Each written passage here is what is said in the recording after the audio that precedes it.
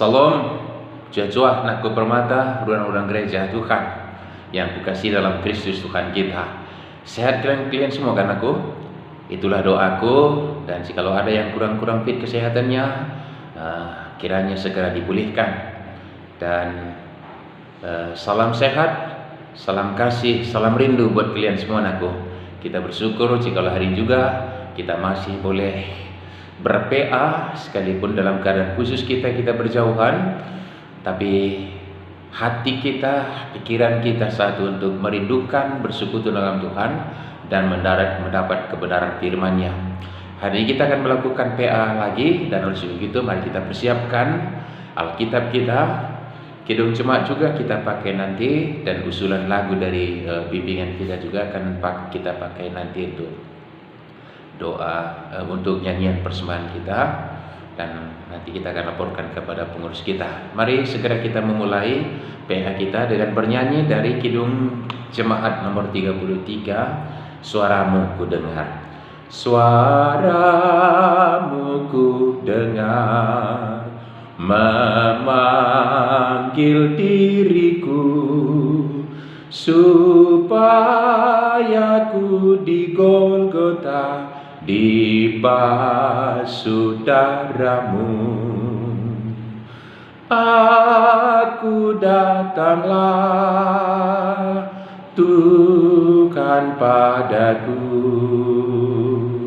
dalam darah-Mu kudus sucikan diriku.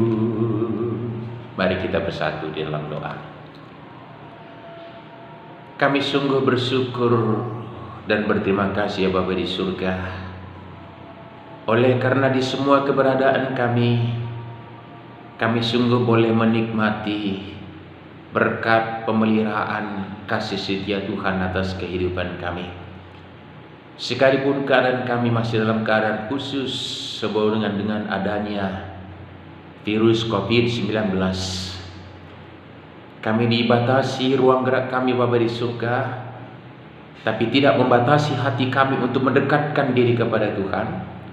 Dan dalam persekutuan kami khusus, kami menyatakan kesehatian kepikiran kami dalam ber-PA. Terpuji Engkau Bapa di surga atas kesempatan ini. Mari Engkau pimpin kami dengan Roh-Mu yang kudus untuk melakukan PA kami ini, terkhusus ketika kami membaca bahan PA kami yang bersumber dari kebenaran firman-Mu di Alkitab. Mampukan hati kami menerimanya dan menghidupinya Bapa di surga. Kami berserah ke dalam tangan Tuhan dari awal hingga akhir dari PA kami dalam tangan pengasihan Bapa di surga, di dalam Kristus Tuhan dan Juru Selamat kami yang hidup. Amin. Saudaraku, anak-anakku yang kukasihi dalam nama Tuhan Yesus, seturut bahan PA kita di saat ini nats diambil dari Perjanjian Lama, dari kitab Nabi Yesaya pasal 53 ayat 1 sampai ayatnya yang kelima. Yesaya pasal 53 ayat 1 sampai 5. Mari kita baca firman Tuhan. Demikianlah bunyinya. Siapakah yang percaya kepada berita yang kami dengar? Dan kepada siapakah tangan kekuasaan Tuhan dinyatakan? Sebagai taruk ia tumbuh di hadapan Tuhan, dan sebagai tunas dari tanah kering. Ia tidak tampan dan semaraknya pun tidak ada, sehingga kita memandang dia, dan rupa pun tidak, sehingga kita menginginkannya. Dihina dan dihandiri orang, seorang yang penuh kesengsaraan dan yang biasa menderita kesakitan. Ia sangat dihina sehingga orang menutup mukanya terhadap dia, dan bagi kita pun dia tidak masuk hitungan. Tetapi sesungguhnya penyakit kitalah yang ditanggungnya, dan kesengsaraan kita yang dipikulnya. Padahal kita mengira dia kena tulah, dipukul dan ditindas Allah, tetapi dia tertikam oleh karena pemberontakan kita. Dia diremukkan oleh karena kejahatan kita. Ganjaran yang mendatangkan keselamatan bagi kita ditimpakan kepadanya. Dan oleh bilur-bilurnya kita menjadi sembuh. Demikian firman Tuhan, harga sebuah pengampunan. Salam anak-anakku permata, rudang-rudang gereja Tuhan. Kita boleh menjadi rudang-rudang gereja Tuhan permata, persaudaraan anak gereja Anta, hanya oleh karena kita ditebus oleh Allah yang kita sembah dalam Kristus. Dan penebusan yang dilakukan secara luar biasa adalah melalui pengorbanan putranya yang tunggal, Kristus Tuhan dan Juru Selamat kita. Anak-anakku yang kukasihi dalam nama Tuhan Yesus, perikop kita ini adalah perkataan yang disampaikan oleh Nabi Yesaya pada umat pilihannya Israel yang masih di saat sengsara mereka ada dalam pembuangan di Babel, anak-anakku yang kukasihi dalam nama Tuhan Yesus. Dan untuk memahami keberadaan mereka, seturut dengan bahan kita ini juga, mari kita lihat sebenarnya sebentar betapa luar biasanya kasih Allah terhadap umat Israel dulu, saudaranya. Mengapa? Keterpilihan umat Israel yang pertama dimulai dengan pemilihan bapa leluhur Abram di tanah Ur Kasdim bersama sanak familinya yang boleh kita sebut bukanlah bangsa, bukanlah orang-orang yang mengenal Allah dengan benar, tetapi dari antara mereka lah Tuhan memanggil Abram menjadi cikal bakal bapa leluhur umat Israel, yang artinya Abram juga bukan seorang yang mengenal Tuhan dengan baik. Abram juga tidak punya sesuatu kelebihan untuk menjadi orang yang terpilih, tapi dari sanalah Tuhan memilih cikal bakal bangsa pilihannya umat Israel dengan memilih Abram dengan panggilan untuk berangkatlah ke negeri yang kutunjukkan bagimu. Aku akan memberkati engkau dan menjadikan engkau menjadi bangsa yang besar, dan melalui engkau bangsa-bangsa akan mendapat berkat. Itulah panggilan yang artinya bukan kelayakan, tetapi kemurahan Allah memilih Abram. Nah, inilah cikal bakalnya. Dan Abram, Ishak, Yakub punya 12 anak, laki-laki 1 orang perempuan, yang akhirnya akan menjadi bangsa Israel. Dan cerita kemurahan Allah membesarkan mereka tidak terlepas dari cerita Yusuf diberangkatkan ke Mesir sebagai orang yang terjual budak, tetapi kemurahan Allah juga mengangkat dia dengan proses demikian rupa menjadi seorang raja. Dan keterpilihannya sebagai raja adalah demi menyelamatkan orang dari kelaparan. Anak-anakku yang kukasihi dalam Tuhan Yesus, maka ketika Yusuf menjadi raja muda, keturunan Abram, Ishak, Yakub tadi berangkatlah ke Mesir dan mereka menjalani kehidupan mereka. Dan jelas sekali sepanjang kehidupan Yusuf mereka mendapat keistimewaan di tanah Mesir, mendapat tanah terpilih Goshen, tempat tinggal mereka, dan mereka secara luar biasa makin besar. Dan tetapi beberapa tahun dan beberapa dekade sesudah, Yusuf tidak lagi menjadi raja dan Yusuf nyaris dilupakan. Di akhirnya maka umat Mesir menjadikan umat Israel itu menjadi budak, kerja paksa dan seterusnya sampai 430 tahun mereka menderita sengsara di Mesir. Anak-anakku yang kukasihi dalam nama Tuhan Yesus, dari sanalah kalau bisa kita lihat Tuhan melepaskan lagi mereka sama dengan keterpilihan Abram dari bangsa yang tidak layak tetapi dilayakkan, Dan hari ini sesudah mereka menjadi sedemikian rupa, ditebus lagi oleh Tuhan dan melepaskannya dari perbudakan, bahkan dari kebinasaan, dan memberangkatkan mereka ke negeri perjanjian yang dijanjikan kepada nenek moyangnya Abraham dulu, anak-anakku yang kukasih dalam nama Yesus. Dan betapa mereka sebenarnya menerima kemurahan Allah. Tanpa kemurahan Allah mereka akan binasa di Mesir.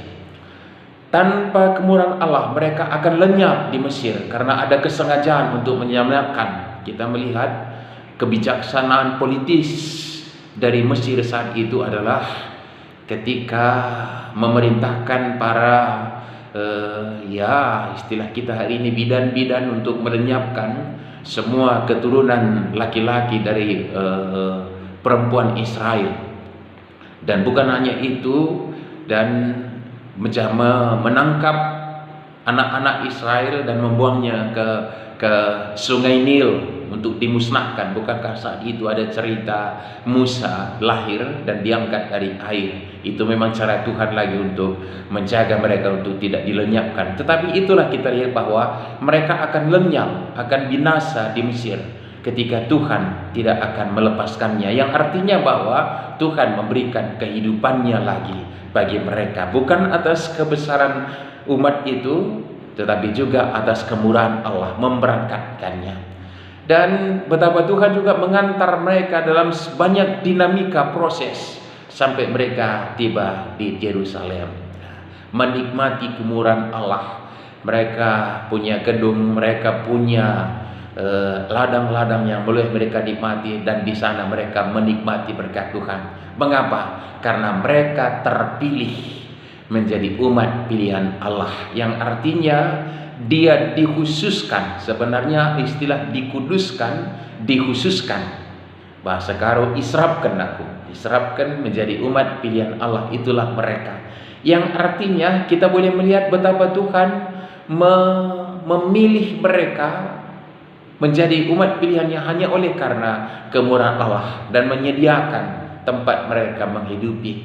Memang Tuhan punya kerinduan dalam keterpilihan Israel, supaya Israel menjadi saksi kebesaran Tuhan. Dan biarlah seperti panggilan Tuhan kepada Abraham tadi menjadi berkat, supaya Israel menjadi berkat bagi bangsa-bangsa yang lain. Jadi bukan hanya untuk dirinya, untuk bangsanya, tapi untuk bangsa yang lain juga. Anakku yang dikasih oleh Tuhan, begitu mereka menikmati kemurahan Allah yang secara luar biasa. Tapi ternyata kehidupan Israel di tanah perjanjian yang luar biasa, mereka boleh nikmati kemurahan Allah itu. Tapi ternyata juga saya boleh pakai kata mengkhianati Allah dengan pemberontakan mereka, menyembah ilah-ilah sembah-sembahan mereka, dan melakukan perbuatan-perbuatan yang tidak layak yang dilakukan oleh umat yang disebut sebagai pilihan Allah. Maka Allah dalam tanda petik membiarkan mereka terbuang. Inilah latar belakang cerita kita ini, anakku yang kukasih dalam nama Tuhan Yesus. Terbuang, lepas dari genggaman dalam tanda petik ini, dalam kepemilikan Allah oleh karena pemberontakan mereka. Nah, begitulah keberadaan mereka. Tetapi anak-anakku yang kukasih dalam nama Tuhan Yesus, Ruang Gudang Jaya Permata, betapa Allah dalam kemurahannya yang tiada tara, umat yang sudah terbuang itu, dia merindukan lagi untuk memulihkan mereka. Betapa luar biasa kemurahan Allah. Umat Israel yang boleh disebut ini umat yang tegar tengkuk, bukan hanya satu kali, dua kali, tapi berkali-kali mereka menikmati kemurahan Allah. Dan ketika mereka berontak, mereka akan menikmati betapa sengsaranya hidup berseteru dengan Allah. Tetapi ketika dipulihkan, betapa mereka menikmati indahnya bersekutu hidup dekat dengan Allah. Tetapi ternyata terakhir di perikop kita ini, ternyata mereka harus juga dibuang ke tanah pembuangan oleh karena pemberontakannya. Nah, anakku yang kukasih dalam nama Yesus, perikop kita ini adalah sekali lagi kemurahan Allah yang tiada tara itu dinyatakan, karena ini adalah nubuatan Nabi Yesaya atas kepulihan Israel yang dibuang itu. Sebenarnya mereka sudah layak untuk dilepaskan. Sebenarnya mereka sudah layak dilupakan oleh Tuhan. Tetapi ternyata Tuhan masih merindukan mereka untuk pulang ke Yerusalem dan kembali kepada kehidupan yang dikehendaki, untuk menjadi saksi bagi bangsa-bangsa lain, untuk menjadi berkat sesuai dengan panggilan yang pertama. Abraham dipanggil menjadi bangsa yang besar dan untuk menjadi berkat bagi bangsa-bangsa yang lain. Yang artinya, anak-anakku yang kukasihi dalam nama Tuhan Yesus, apa yang sudah lepas itu, apa yang sudah jauh dari mata Tuhan, begitulah gambaran kita. Tapi Tuhan merindukan kami sekali lagi, dan Dia merencanakan pemulihan. Tetapi pemulihan kali ini diungkapkan dengan mengutus seorang hambanya yang menderita. Itu istilah yang dikenakan kepada hambanya Allah itu, anak-anakku yang kukasihi dalam nama Yesus.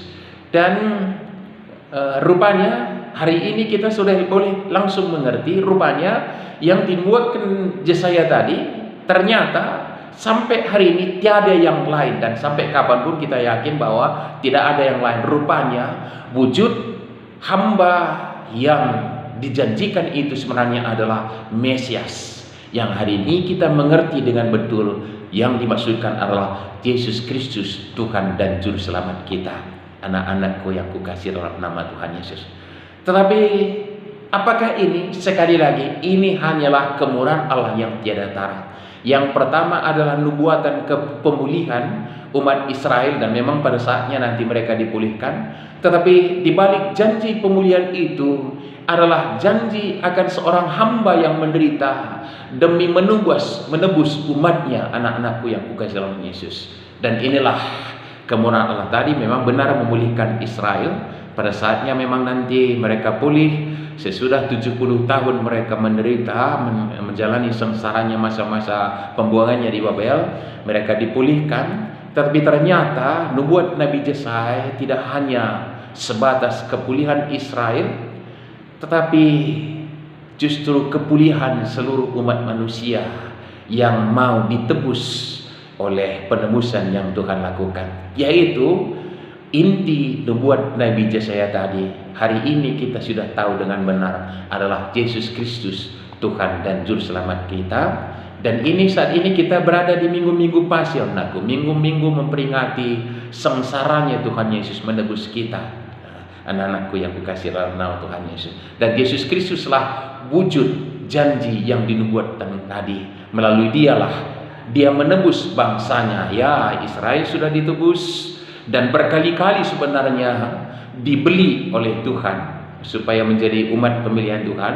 Tetapi terlepaslah bagaimana kehidupan Israel. Tetapi Allah dalam kemurahan-Nya yang tidak ternyata konsisten dengan kemurahan-Nya untuk menembus umatnya. Dan hari ini kita bersyukur, nubuatan tadi bukan hanya Israel, bangsa pilihan secara keturunan biologis dari Abraham, tetapi seluruh umat yang sudah jauh dari Tuhan mendapat kesempatan dibeli, ditebus oleh Allah melalui pengorbanan putranya yang tunggal, Kristus Tuhan kita. Maka Kristuslah anak domba Allah, anak domba Allah yang menebus kita.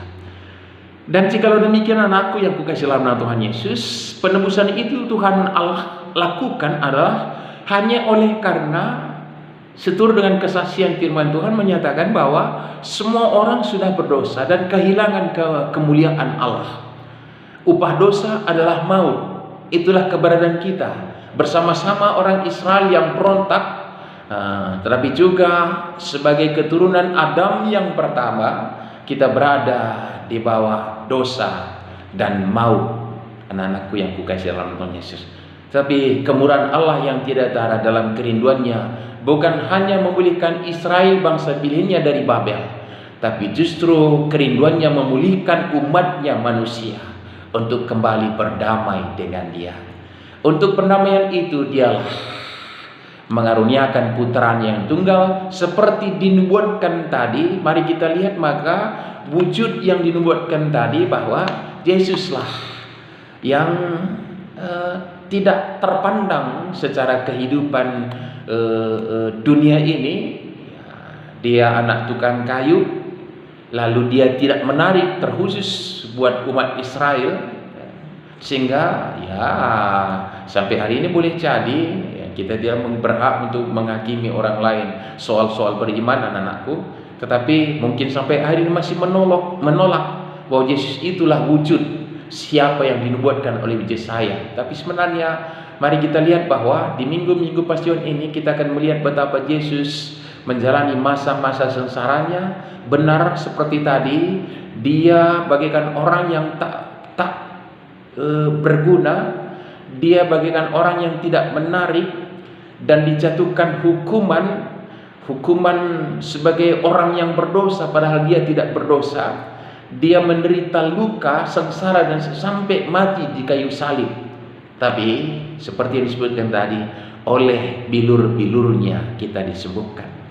Cerita pendeknya, anakku yang kukasih dalam nama Yesus, semua orang berdosa boleh mendapat pengampunan, boleh mendapat kelepasan dari ikatan maut dan dosa hanya oleh karena kemurahan Allah di dalam putranya yang tunggal menderita sengsara itu. Putranya yang tunggal, domba yang tak bernoda dan bercacat, itulah cara Allah memberikan penebusan bagi umatnya. Itulah cara Tuhan membeli umatnya.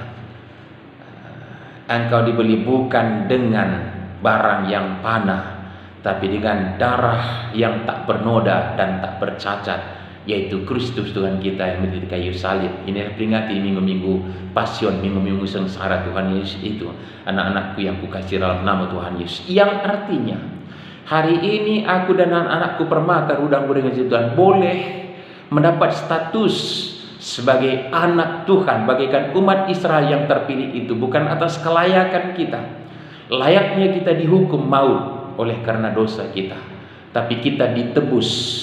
Ditebus artinya diampuni dalam keberdosaan kita. Nah, anakku yang kuasihi, dan mari kita lihat betapa Tuhan kita untuk mengampuni kita menjadi sengsara itu.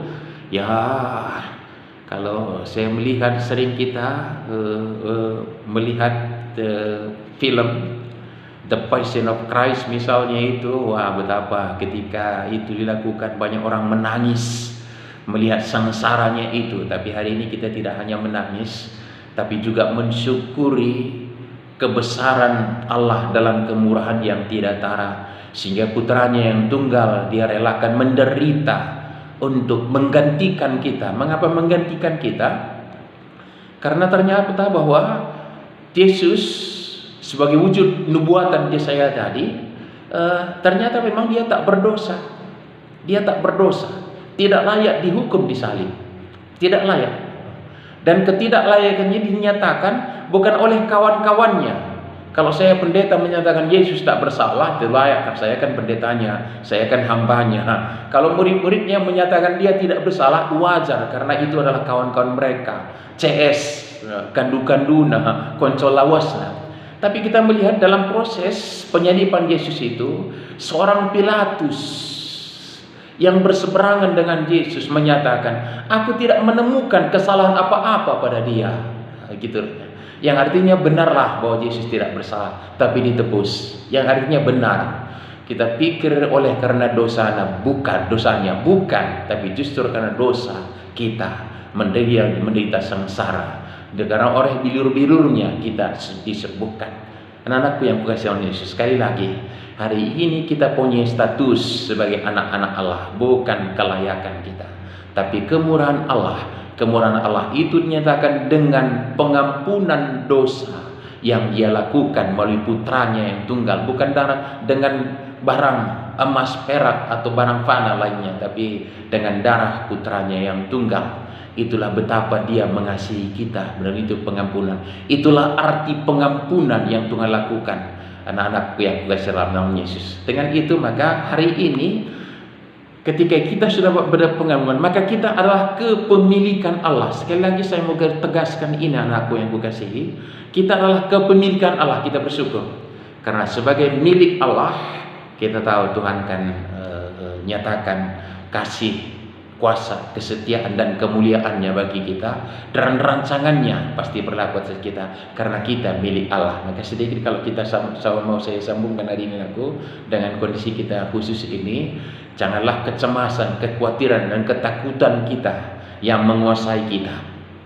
Jangan itu menguasai kita dengan virus COVID-19 ini. Janganlah kecemasan, kekhawatiran, ketakutan kita, tapi marilah kepemilikan Allah atas kita akan mewarnai kita menghadapi, ya katakanlah ini menjadi sesuatu persoalan yang kita hadapi hari ini. Yakinlah sebagai kepemilikan Allah, Tuhan akan menyatakan kuasanya atas kita. Tapi sebagai pemilik Allah, mari kita cari apa yang menjadi kehendak Allah, sehingga kita tampil sebagai orang-orang yang arif dan bijaksana, menjadi terang dan garam di tengah-tengah suasana yang demikian. Maka kita menjaga fit kesehatan kita, anakku. Betapa kita berharganya di mata Tuhan. Mari juga kita jaga harga yang Tuhan titipkan diri kita hari ini dengan menjaga kualitas hidup kita, menaikkan kualitas stamina tubuh kita juga, dan menjaga kita sebagai bukan menjadi media penularan penyakit, tapi justru tetap menjadi media menyatakan berkat Tuhan dalam kehidupan kita. Itu hakikat kehidupan kita. Nah, inilah arti pengampunan itu. Tuhan telah dengan pengampunannya melalui putranya yang tunggal itu menjadikan kita miliknya. Dia yang mengampuni kita. Ini satu catatan sebentar, anakku. Saya mau stressing ini.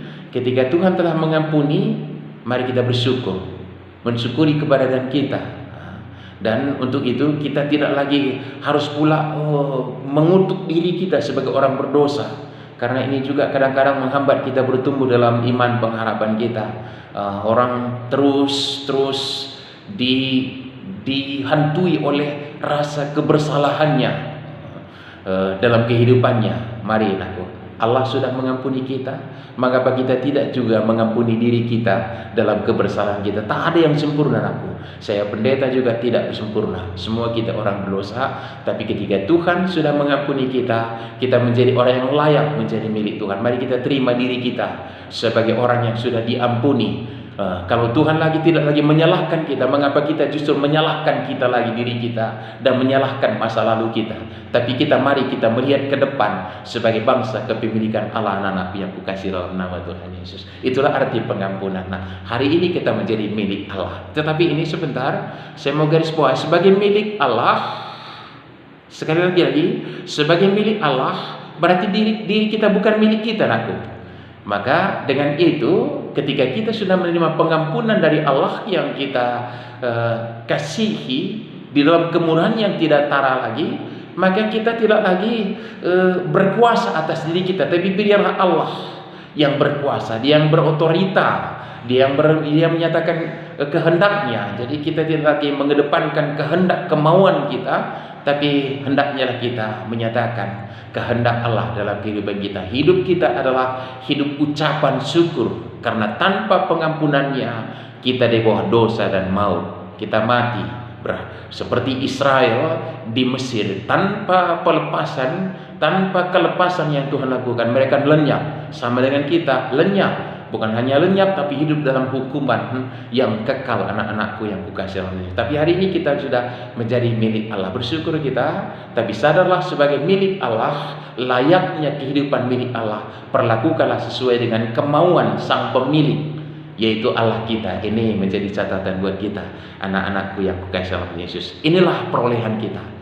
Nah, sebagai lanjutan, kita menjadi milik Allah, anak-anak pengasihan Bapa di surga, oleh karena pengampunan. Dan oleh sebab itu,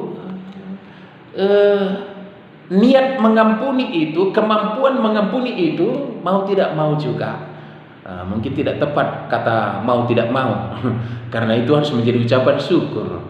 Kita juga menjadi alat Tuhan menyatakan pengampunan dalam kehidupan kita. Maka hari ini Ketika kita masih ada problem kita bersama sehubungan dengan COVID-19 ini, kita tidak mencari kambing hitamnya. Kita tidak mencari kesalahan. Ya, hati kita lebih dulu mengampuni siapapun itu, bagaimanapun ceritanya itu, karena banyak masukan-masukan yang kita terima dengan virus ini. Apakah kesengajaan atau kita kesengajaan? Ya, sebelum clear, tapi sebelum clear itu juga kita sudah tampil sebagai orang yang sudah mengampuni, bisa mengampuni sekalipun ini dalam ketelodoran lah umpamanya. Kita lebih dahulu mengampuni sehingga kita konsekuensinya kita tidak mengumpat keadaan. Kita tidak menyalahkan keadaan. Sebagai anak kepimpinan Tuhan, terlebih dulu kita mengampuni, maka kita tidak menyalahkan, tapi kita tampil bagaimana menyikapinya dengan benar. Sama dengan hal-hal yang lain, kita tidak pernah lagi mencari-cari kesalahan dalam kehidupan kita, kesalahan orang lain, kesalahan siapa, bahkan kesalahan yang diperlakukan terhadap kita. Sebagai contoh sederhana anakku, kalau ada seorang perlakukan tidak baik kepada saya, katakanlah memaki atau membuat saya sengsara, apakah itu hak saya untuk menyalahkan mereka? Sekali lagi tidak. Mengapa? Saya kan milik Tuhan. Maka kesalahan yang diperlukan kepadaku adalah sebenarnya bukan kepadaku, tapi kepada pemilikku, yaitu Allah. Anakku, mari kita lihat hal seperti ini. Maka ketika orang memperlakukan hal yang tidak baik buat kita, siapapun itu, banyak hal-hal yang tidak berkenan bagi kita. Kadang-kadang orang dekat dengan kita, bahkan saudara kita, bahkan boleh jadi orang tua kita juga, kita merasakan melakukan perbuatan yang tidak adil bagi kita. Apalagi orang-orang yang lain memberikan sengsara buat kita, anak-anakku ini. Tetapi pada hakikatnya perlakuan yang tidak benar, perlakuan yang tidak adil, perlakuan yang tidak berkenan bagi kita tadi itu, sebenarnya pada hakikatnya bukan perlakuan terhadap kita, tapi perlakuan terhadap pemilik kita. Siapa yang sudah membeli kita tadi? Siapa itu? Allah yang kita kasih. Maka sebenarnya sekali lagi, hak membalas bukan hak kita. Hak membalas bukan hak kita. Toh kita menjadi milik Allah oleh karena mendapat pengampunan. Maka mengampuni adalah hakikat Allah yang ada hari ini pada hari kita. Maka jikalau ada hal tadi, mari kita mengampuni. Ini membuat kita hidup kita menjadi pelong. Anakku yang kukasih oleh Yesus, ketika ada sesuatu yang tidak berkenan, kita tidak lagi mengumpat-umpat, menyumpah-nyumpah dalam hati kita, tapi mari kita langsung mengampuni. Ketika mengampuni itu, sebenarnya yang pertama diuntungkan adalah diri kita, karena kita tidak hidup dalam kehidupan yang menyalahkan, menyumpah dan lain, bersungut-sungut dan lain sebagainya. Sementara itu sebenarnya catatlah bahwa ketika kita menyumpah, ketika kita mau hendak menghukum orang lain yang tidak berkenan bagi kita, sebenarnya kita menyerobot posisinya Allah, dan akhirnya kita justru berseberangan dengan Allah. Ini yang paling ngeri anakku. Ini yang paling ngeri. Jadi ketika kita tidak mau mengampuni, sebenarnya kita menggeser kedudukan Allah. Dan ketika ini bukan orang yang kita tidak ampuni tadi menjadi katakanlah menjadi musuh kita, tapi menempatkan kita justru berseteru dengan Allah karena kita menyerobot karenanya. Maka mengampuni harus menjadi hakikat kita. Dengan itu hidup kita menjadi pelong. Puji syukur anak-anakku yang kukasih dalam Yesus, pengampunan yang Tuhan lakukan sudah berlaku atas kita. Putranya yang tidak berdosa sudah menjadikan bagaikan orang berdosa dan dihukum untuk memikul kita. Itulah pengampunan Tuhan. Sebagai konsekuensinya kita boleh menjadi milik Allah. Sebagai milik Allah, mari kita pakai kehidupan kita untuk menyatakan kasih-Nya, untuk menyatakan berkat-Nya. Bukankah itu hakikat panggilan kita? Dan dalam kehidupan kita sebagai anak-anak Allah, boleh jadi kita menemukan berbagai hal yang tidak berkenan, tapi marilah kita nyatakan hakikat Allah yang ada dalam diri kita ini, yaitu mengampuni. Dengan itu kita mengaminkan pengampunan yang Tuhan lakukan buat kita. Tuhan memberkati kita anakku, Tuhan berkati kita semua. Terpujilah nama Allah. Amin. Kita berdoa untuk firman Tuhan yang kita terima. Terima kasih Tuhan. Kami diingatkan betapa besar tiada tara kemurahan-Mu. Umat Israel berkali-kali Engkau selamatkan, Engkau pulihkan. Kami Engkau pilih dalam keberdosaan kami dengan menebus kami Bapa di surga, bukan dengan barang yang dapat dibeli, barang yang fana, emas, perak dan lainnya, tetapi melalui putramu yang tunggal, seturut dengan nubuatan yang Yesaya nyatakan dalam nats kami. Bapa di surga, terpuji Engkau, oleh karena pengampunanmu kami menjadi bangsa kepemilikan Allah. Bapa di surga, inilah kami, bangsa milikmu Bapa di surga. Mampukan kami untuk menyatakan kepemilikanmu atas hidup kami. Dan ketika kami sudah mendapat pengampunan, itulah jalan satu-satunya kami menjadi milik Allah, anak pengasihan Tuhan. Maka mengampuni akan menjadi hakikat kehidupan kami. Roh-Mu yang kudus mampukan kami menghidup dalam Kristus Tuhan kami. Amin. Anak-anakku yang kukasih dalam nama Tuhan Yesus, mari kita memberikan persembahan kita. Seraya kita memberikan persembahan kita, kita menaikkan pujian kita melalui lagu pilihan dari bimbingan kita ini, yaitu mengampuni lebih sungguh. Mengampuni lebih sungguh. Mengampuni lebih sungguh.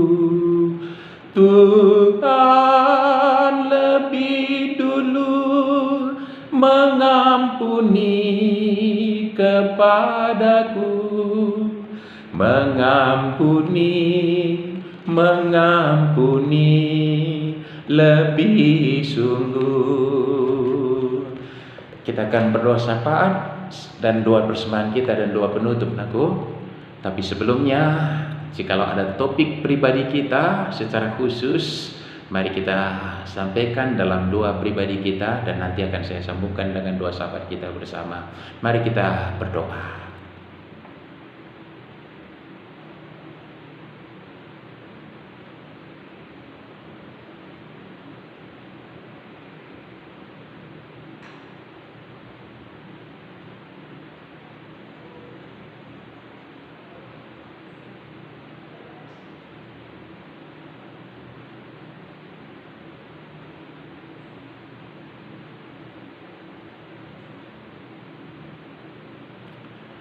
Kami sungguh-sungguh bersyukur Bapa di surga atas kemurahan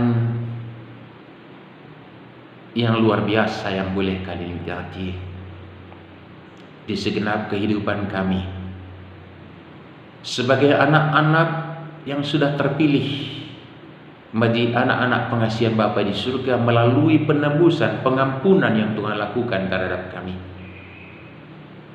Kami menjalani kehidupan Bapa di surga, sungguh kami mendapat berkat Tuhan juga.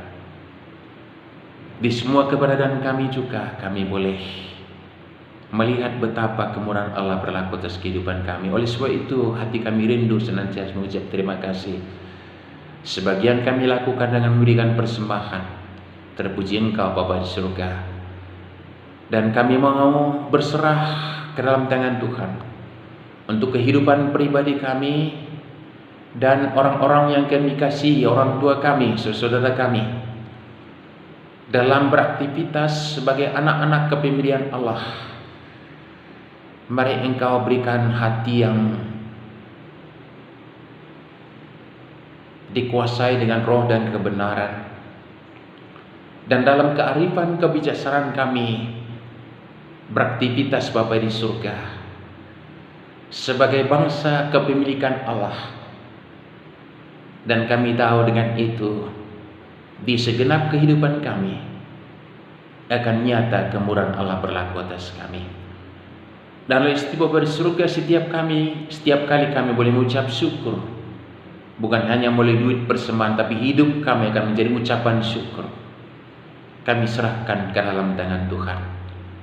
Dan saat ini Bapa di surga, secara khusus kami masih rindu berdoa untuk keadaan khusus yang sedang kami hadapi sehubungan dengan virus COVID-19. Bapa di surga, kami berserah untuk bangsa negara kami, pemerintah kami, dalam semua kebijakan-kebijakan ini. Biarlah dalam berkat Tuhan akan menjadi kepulihan kami, dan pada saatnya perkembangan virus ini bisa di stop, penularannya bisa dihentikan. Bapa di surga, kami juga rindu berserah untuk orang-orang yang Tuhan pakai dalam penanganan virus ini. Kami rindu segera ditemukan obat yang mudah didistribusikan kepada orang-orang yang membutuhkan, vaksin untuk meningkatkan daya kekebalan tubuh manusia untuk menghadapi virus ini, sehingga ini jadi tidak lagi menjadi persoalan yang membuat ada kecemasan yang melanda dunia ini, Bapa di surga. Dan secara khusus kami berserah untuk orang-orang yang secara langsung menangani, baik orang-orang medis, terkhusus juga personil-personil melalui instansi mereka diutus untuk terlibat langsung dalam penanganan. Engkau kuatkan mereka, Bapa di surga, berikan semangat, keteguhan hati, dan berkati mereka dalam kesehatan. Kami tahu kuasa Tuhan akan menguasai segala kuasa-kuasa yang ada di dunia, termasuk kuasa penyakit. Dan orang-orang yang dalam perawatan mari Kau pulihkan. Kami berserah buat orang-orang dalam pengawasan, Bapa di surga, supaya dengan kearifan kebijaksanaan menjaga kehidupannya, bukan menjadi media untuk menularkan, tetapi menjadi menghentikan penularan virus ini. Kami serahkan dalam tangan Tuhan. Kami sungguh rindu, Bapa di surga, keadaan ini segera dipulihkan, supaya perjalanan jemaat Tuhan dalam semua kegiatan ibadahnya juga boleh berjalan dengan baik. PA kami boleh berjalan seperti biasanya, dan keadaan ini akan menjadi berkat karena telah menumbuhkan kerinduan hati kami untuk bersekutu boleh bersama-sama. Dan ketika keadaan dipulihkan, hati kami bersuka cita dan bersemangat untuk bersekutu. Bapa di surga, kami serahkan dalam tangan Tuhan. Perjalanan jemaat Tuhan kami serahkan dalam tangan Tuhan. Demikian Bapa di surga, kehidupan pribadi dalam keadaan-keadaan khusus ini, berikan kearifan kebijaksanaan bagi kami untuk menyikapinya. Biarlah sebagai anak kepemilikan Tuhan kami boleh menjadi berkat bagi lingkungan kami. Terpuji Engkau, Bapa di surga. Ini adalah doa dan persembahan kami yang kami serahkan di dalam satu nama Kristus Tuhan Juru Selamat kami, hidup yang telah mengajar kami. Berdoa-doa kami berdoa bersama-sama. Bapa kami yang di surga, dikuduskanlah nama-Mu. Datanglah kerajaan-Mu, jadilah kehendak-Mu di bumi seperti di surga. Berilah kami pada hari ini makan kami yang secukupnya, dan ampunilah kami akan kesalahan kami, seperti kami juga mengampuni orang bersalah kepada kami. Dan janganlah membawa kami dalam pencobaan, tetapi lepaskanlah kami daripada yang jahat, karena Engkaulah yang punya kerajaan dan kuasa dan kemuliaan sampai selama-lamanya. Amin. Salam, jua-jua membantah, kerina anakku, si kukelengi, ibas Tuhan. Salam sehat, salam rindu, salam kasih buat kita semua. Amin.